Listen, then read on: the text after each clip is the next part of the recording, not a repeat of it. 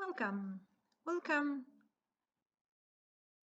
to this course, which will dealing with the module Certification of Organic Production and Geographical Indication. The lecture of today is dealing with regulations, standards and regulations. So, the title is Standards and Regulation on Organic Agriculture.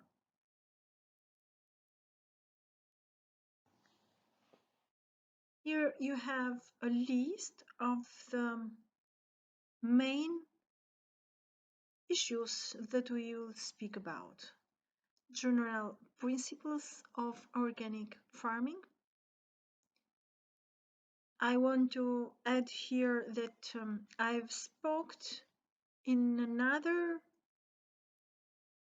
lecture, in another module about general principles of organic farming. But for the students that probably will follow only this module and not the other module, would be better that they have some basic knowledge about principles of organic farming, because above this or on this background, then we will speak further about IFOAM standards about organic production and some important regulation related to organic production. So, general principles of organic farming. Let's start with this. Let's start here reminding and trying to understand something about organic agriculture movement. In nowadays, we find similar terms or different terms that we use that refer to organic farming. For example, we find bio, eco, ecologisch, and for sure organic farming. In fact, these are synonyms even regulated by EU regulation. From the other side, you see here the term biodynamic. In fact, biodynamic, as I have explained somewhere else, in fact, is included within organic. This means that if a farmer applies biodynamic procedures and activities, can be certified organic. But however, the biodynamic activities are something somehow not so familiar with the big family of organic farming, because they have some specific activities and procedures that they use. In fact, organic agriculture developed and still develops differently in different countries and parts of the world. In fact, different associations and categories of organic merged into organic movement during the late 70s. The diversity of organic farming practices is still reflected then in labels, certification bodies, and associations.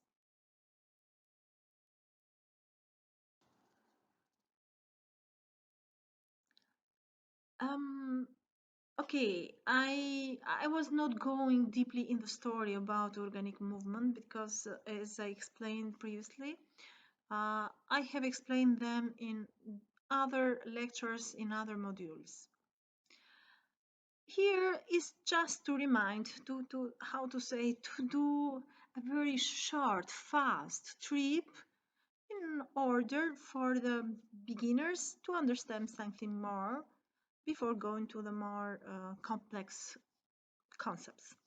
In 2009, FAO, IFOAM, and UNCTAD started the Global Organic Market Access project, which shortly is, as you see written there, GOMA. The aim of it was to facilitate equivalence, harmonization, and other types of cooperation in order to simplify the process for trade flow of products among the various organic guarantee systems. Because, as I said, the organic market and the organic standards rules are developed differently in different countries. There has been growth in the number of certification bodies, especially last years. Most certification bodies are in the European Union, United States, Japan, South Korea, China, Canada, and Brazil. Another characteristic of the last times of organic movement of the organic agriculture sector is a growing number of organic producers which are certified through participatory guarantee systems, or shortly PGS, across the world. PGS are locally focused quality assurance systems. It is an increase of small operators involved in PGS worldwide. The leading countries with regards to PGS are located in the south part of the planet. Several organic standards setters have also developed draft standards for climate add-ons for organic certification, and it is expected that the use of carbon labeling by retailers will grow considerably in the future.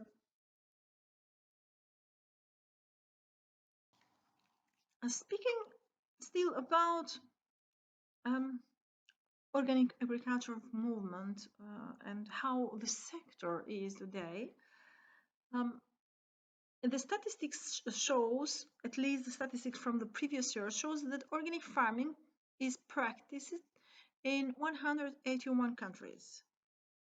And the number of countries with organic standards and regulation has increased compared with some years ago, and now it is about 100. In 2019, 66 countries have their regulation for organic production. 19 countries are the regulations are under development, and in 15 countries the regulations are pending. The data are based on the website of Global Organic Trade Guide, which you have the URL here, and you will have in a repository a list of important links related to this lecture.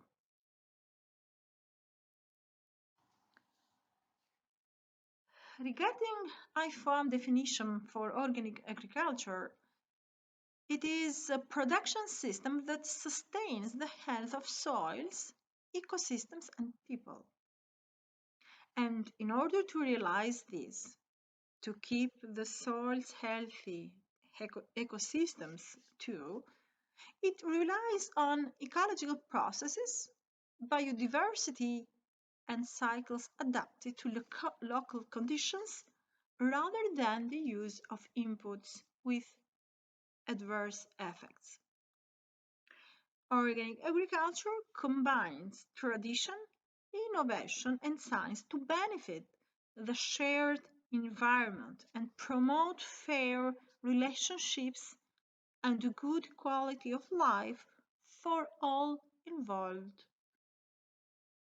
I mean, for all the involved parties in this. So here there are listed some very important concepts related to organic agriculture. For sure, in order to be transferred in the practice, they need then a kind of translation of all these principles or all these concepts into practical activities.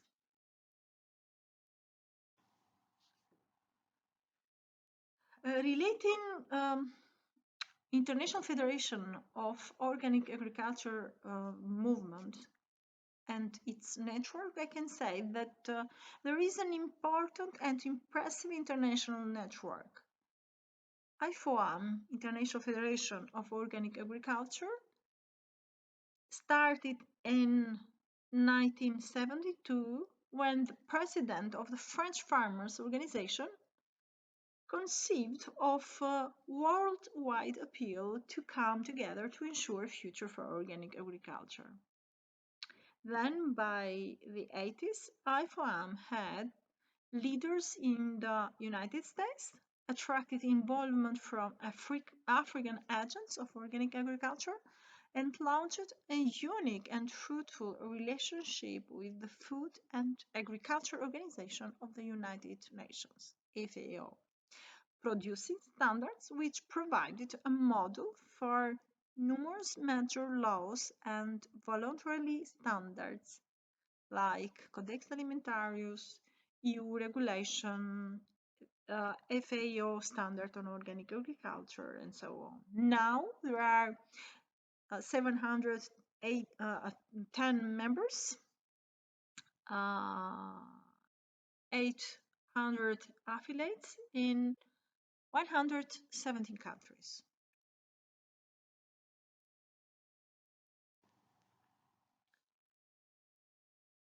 In fact, to do organic agriculture, first we have to respect some basic principles. So, lastly, there are fixed four important principles in the organic agriculture movement in order to um, to realize, to have a, how to say, a healthy system. So the first principle is the principle of health, the other is the principle of ecology, the third principle is the principle of fairness, and the fourth is the principle of care. Then in other how to say parts, or after this slide, we will speak one by one for each of the principles. So the principle of health. Let's start with this. Organic agriculture, according to the principle of health, should sustain and enhance the health of soil, plant, animal, human, and planet as one and indivisible. So we have to consider not only one of the systems or not only one of the actors of the system, but all all these smaller systems together. This principle points out that the health of individuals and communities cannot be separated from the health of ecosystems. Healthy soils produce healthy crops that foster the health of animals and people. Health is wholeness and integrity of living systems. It is not simply the absence of illness, but the maintenance of physical, mental, social and ecological well-being. Immunity, resilience, and regeneration are key characteristics of health. So the role of organic agriculture, whether in farming, processing, distribution, or consumption, is to sustain and enhance the health of ecosystems and organisms from the smallest in the soil to human beings. In particular, organic agriculture is intended to produce high quality, nutritious food and which contributes to preventive health care and well-being. In view of this, it should avoid the use of fertilizers, pesticides, animal drugs, and food additives that may have adverse health effects.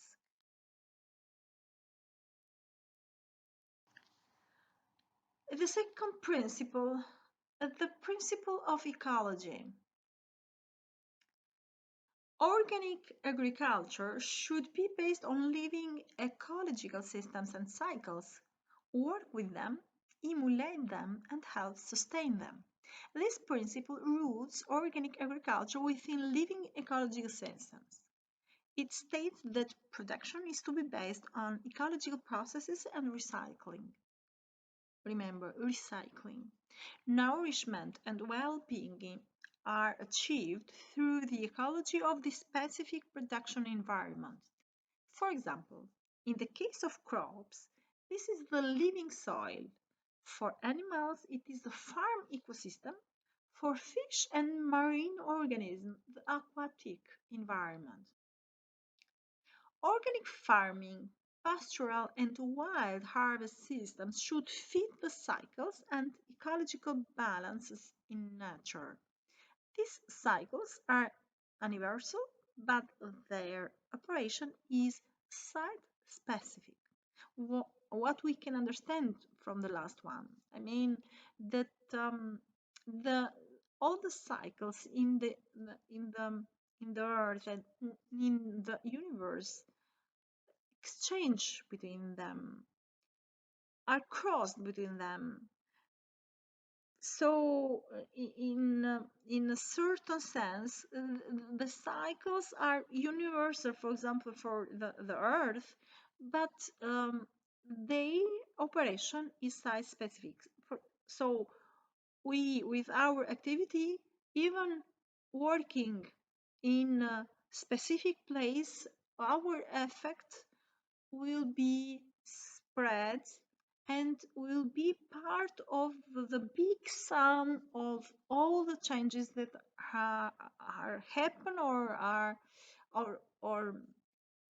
happening in the earth.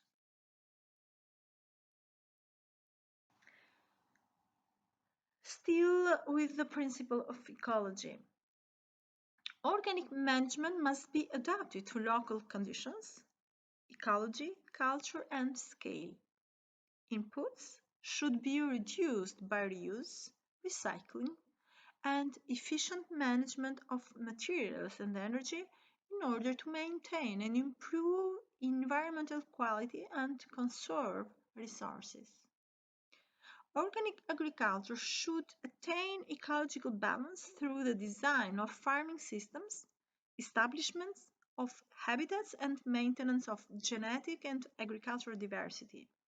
Those who produce, process, trade, or consume organic products should protect and benefit the common environment, including landscape, climate, habitats, biodiversity, air, and water.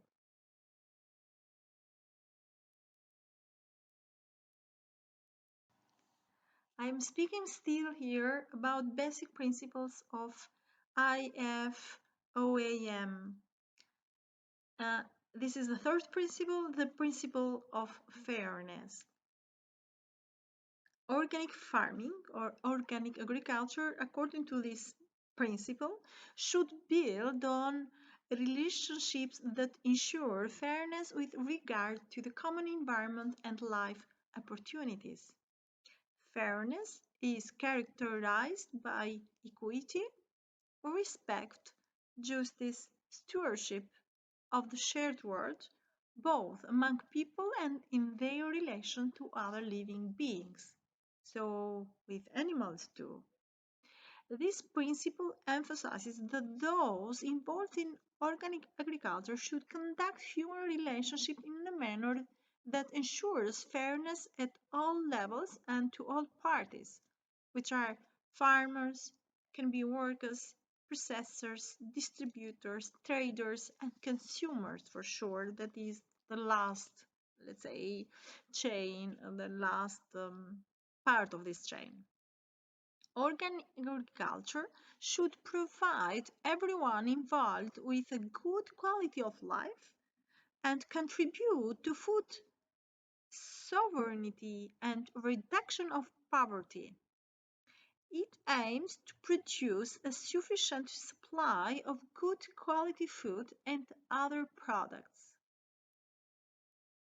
According to the principle of fairness, the principle insists that animals should be provided with the conditions and opportunities of life that accord with their physiology, natural behavior, and well being. Natural and environmental resources that are used for production and consumption should be managed in a way that is socially and ecologically just and should be held in trust for future generations. Fairness requires systems of production, distribution, and trade that are open and equitable and account for real environmental and social costs. And the last principle, the fourth one, is the principle of care.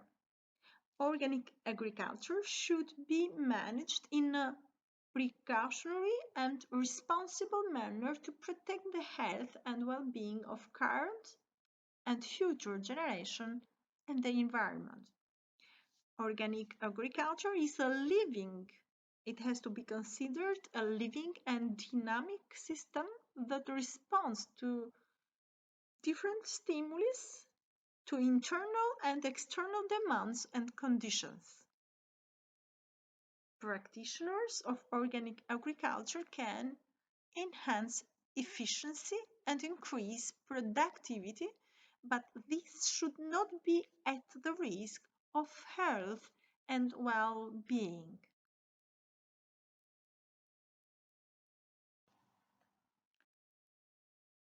Always with the principle of care, the new technologies need to be assessed and existing methods has to be reviewed too. Given the incomplete understanding of ecosystems and agriculture, care has to be taken. This principle states that precaution and responsibility are the key concerns in management, development, and technology choices in organic agriculture. Science is necessary to ensure the organic agriculture is healthy, safe, and ecologically sound. However, scientific knowledge alone is not sufficient. Practical experience, accumulated wisdom, and traditional and indigenous knowledge offer a valid solution.